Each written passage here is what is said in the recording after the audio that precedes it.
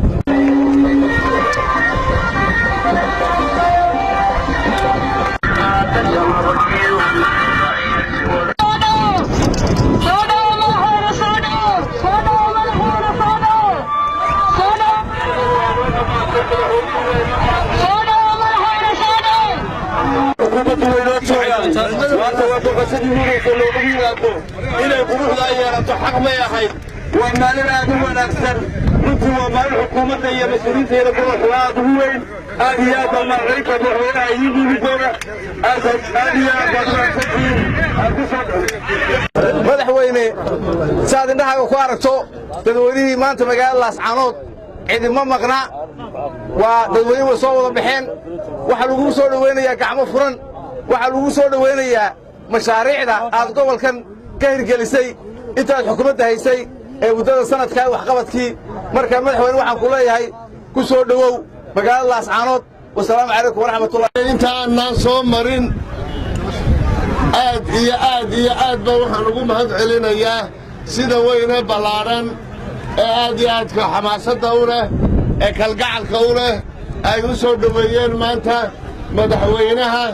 iyo waftiga ballaaran ee ka tirsan xukuumadda Soomaaliland ee uu hogaaminayo innagu halkanaynu sii wada joognay magaalada Laascaanood waa laga warhayaa hawlo fara badan bay soo gashay dalka reer Soomaaliland bay ka mid tahay nabadeyntii dhulkii ay ka aslaaxday bay ka mid tahay maantana waxaynu doonaynaa oo madaxweynuhu u socdaa gobollada iyo dalka intiisa badan ee gobolladan bariga uu marayaa marka waxaynu ka hadlaynaa waxa weeye waa arrinta nabadda haddii ay tahay tii koonfurta waxaan ku idhaahdaa ayay gobolkan Sool magaalada Laascaanood ka dhacday dhumay ka dhacday dabataan ka dhacday eeriya dharkay ka dhacday waxaynu doonaynaa inaynu nabad ku soo dabaalno waxa kaloo uu socda waxaynu kala doonaynaa inaynu waxa qura ee aynu ku tuntuusanaa inay tahay midnimada gobolka Sool iyo ta guud ahaan qaranka iyo nabadgelyada haddana waxaan u dhibayaa garaataana madaxweyne waxaanu kugu soo dhawaynaynaa ilaa iyo daarasalaam iyo goori tuulo samakaab are caddeeye canjiid Laascaanood iyo xaruntii daraawiishta oo ugu shishaysa oo taleexa oo diyaar lagaaga yahay dhammaan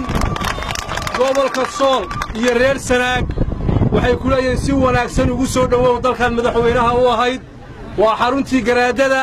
waana xaruntii daraawiisheed waa ku soo dhowaynaynaa fardihiina waa ku guddoonsiinnay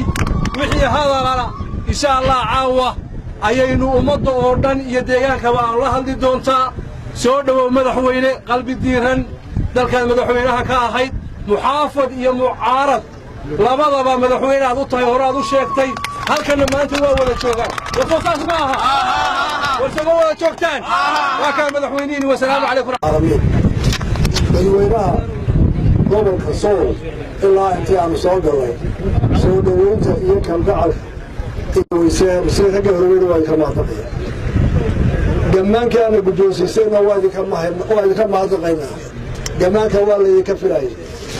waa xeradii gammaanka waa nugaal waa dirkii daraawiishta ee ismaaciil magacii xiin filinayaa la fuli jiray mar haddaa qaranka muse waa hadiyad qaran waa doodimeriya xiin dirkiisii annagu waa hadiyad qaran qof ma aha waxa madaxweynaha la siiya qarankaa leh markaa waa hadiyad qaran oo qaranku leeyahay oo taariikhda geli doonta intaa waxaan ugu dayaa socdaalka aniga iyo waqtiga maanta waxaanu u soconnaa haddii ilaahay yidhaahdo waa nabad iyo midnimo waxaynu maanta u baahannahay nabad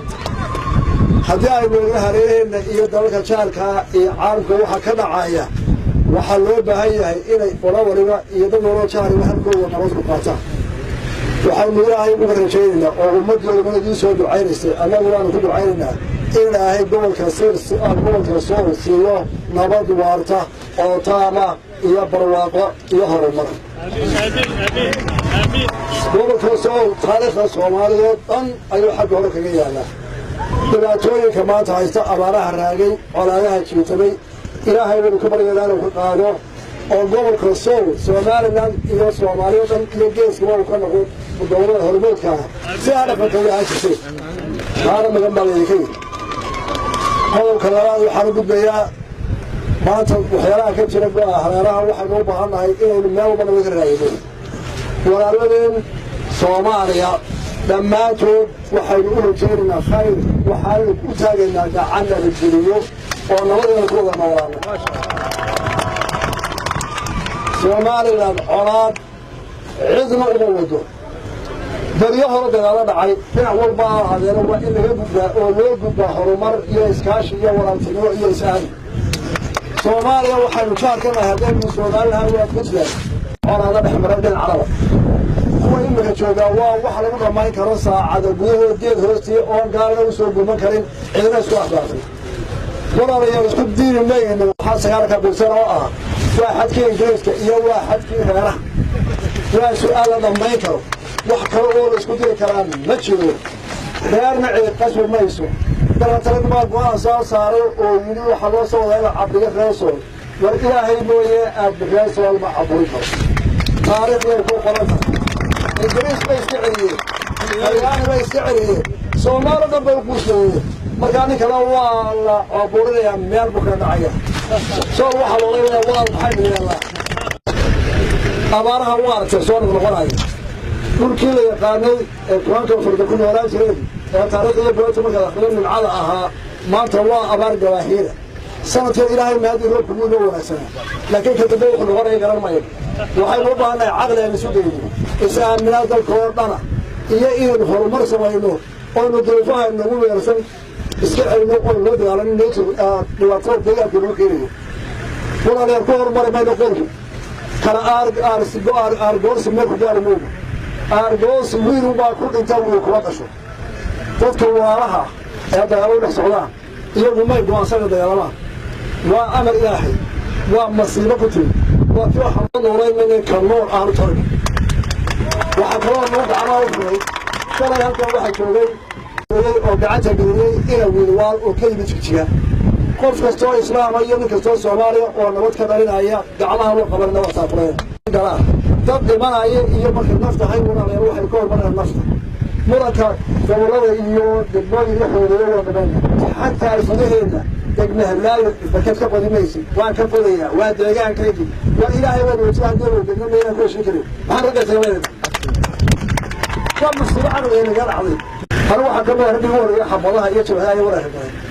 waxaan leeyahay socday oo socdoo nabad iyo wala wax dhaama waayey nabadaasaan loo wadaa ilaahay waxaa laga baryaa nabad taama ilaahay soo waxaa laga baryaa barwaaqo abaaraha ilaahay inuu laga jiriyo dadka beerkooda inuu ducaad isu mariyo in khalkhalka iyo colaadaha iyo kala shakiga iyo magaalooyinka dhibaatada haysta ilaahay ka saaro